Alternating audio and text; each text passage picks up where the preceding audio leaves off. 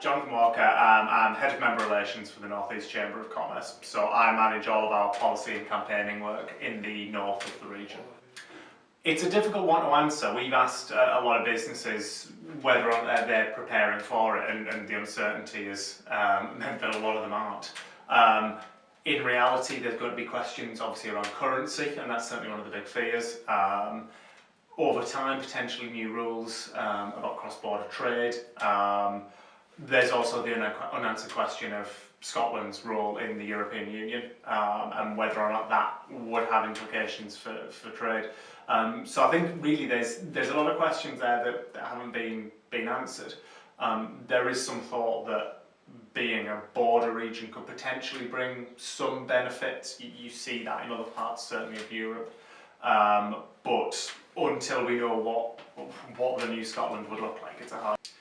I think it potentially could be a little bit of a double-edged sword. We've seen, well, even in recent days, a number of Scottish banks or banks based in Scotland potentially would look at migrating south in the result of a yes vote. I don't think people would move just because it's a new country. Having said that, we do have some concerns. We have concerns already about Scotland's ability to attract companies to spend money on inward investment, and obviously that potentially sucks talent and companies away from the North East.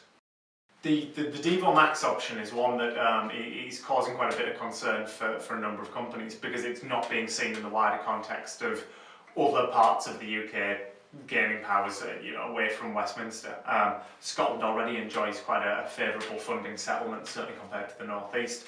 And it has a lot of powers over things that we don't here. To strengthen that and particularly give Scotland the ability to vary potentially its corporation tax, aviation tax is a really big concern for us because that then puts Scotland at a huge competitive advantage to the North East. So to take aviation tax, at the moment it's a very difficult job to sell to airlines to fly out of regional airports because of the tax regime.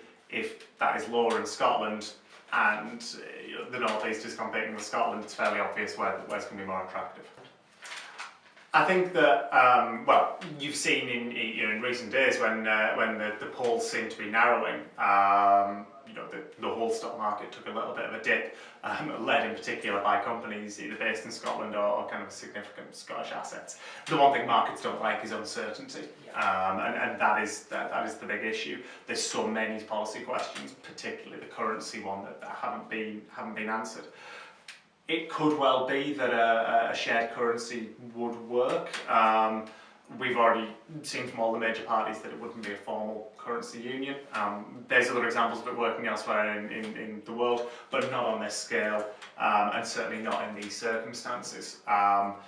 Personally, if I was up in Scotland, I would be worried about that, about entering into an agreement whereby my government would have no control over the currency that we use. It may be that there's issues further down the line in terms of the value of the pound as well, but again, that is one of the sort of unanswered questions, and probably one that people can't answer until we see ultimately what happens. There's risks, but they could be managed.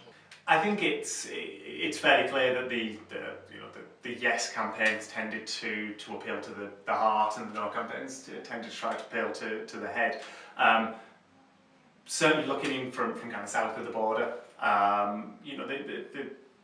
the no campaign arguments, the economic arguments, are fairly strong. The currency issue, certainly talking as a business representative, if I was in business, I'd want to know what currency I'm using, I'd want to know it's stable, I'd want to know that I can export and trade freely, and I wouldn't want anything to jeopardise that.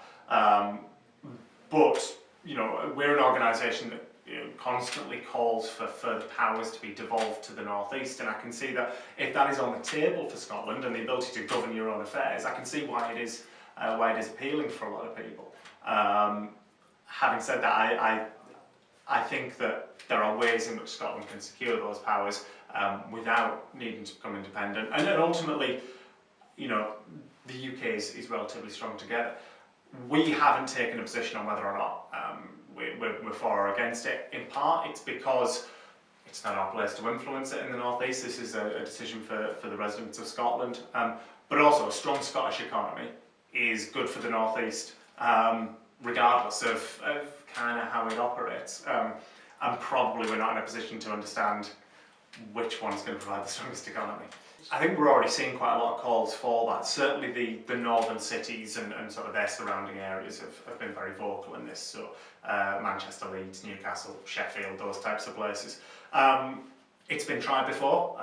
You know, we had a vote on a North East Assembly a number of years ago, and it was rejected pretty firmly.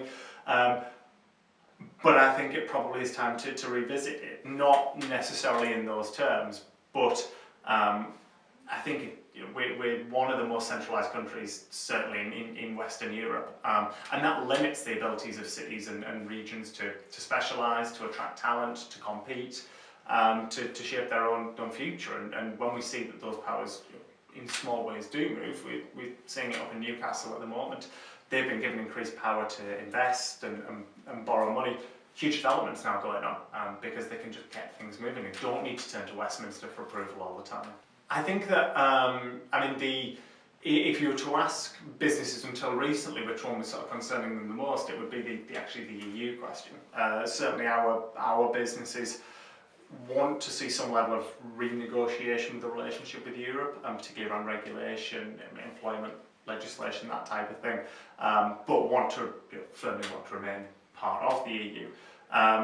I think we're entering into potentially a very interesting constitutional period in that you could have an independent Scotland that is required to join the European Union and submit to all the new rules that the UK as it stands currently isn't part of, while at the same time the rest of the UK is seeking to leave it. And there's huge financial implications for that and legislation and the rest of it. It's one of those things that we can't fully assess until the decision is taken. We also we're not privy to some of the conversations taking place behind the scenes. But there are likely to be some issues with Scotland. You know, there's some negotiation to be done for an independent Scotland in terms of whether or not it takes the euro, whether it's part of sort of common border agreements, and that has a knock-on effect for the rest of the UK.